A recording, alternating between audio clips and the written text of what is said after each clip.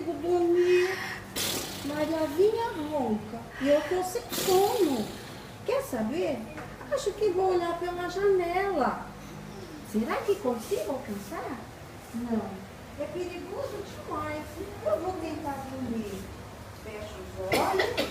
Pronto, acho que vou dormir. Olha o verdureiro, olha o verdureiro, gente. Olha o verdureiro.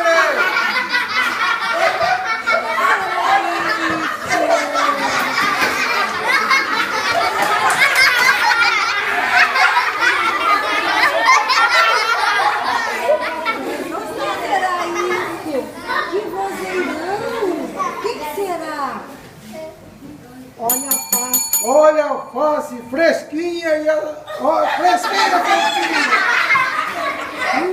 Tô curiosa. O que será?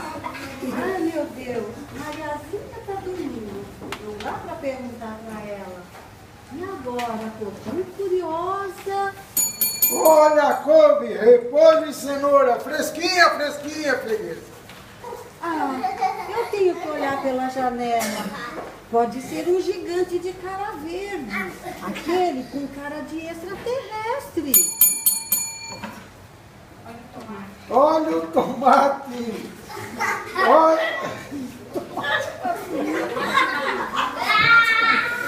Olha o tomate madurinho para fazer uma macarronada de domingo com frango. Será um caçador de borboletas? Aquele que sai do meio da mata com um pador enorme. Olha o milho verde para fazer pamonhas e pamonhas.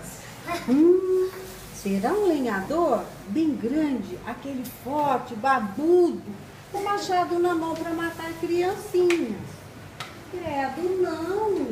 Ai, que medo!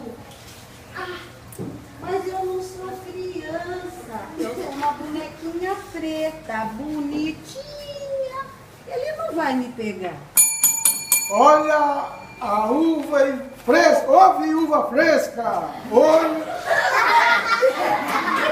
Olha a serva surda e muda.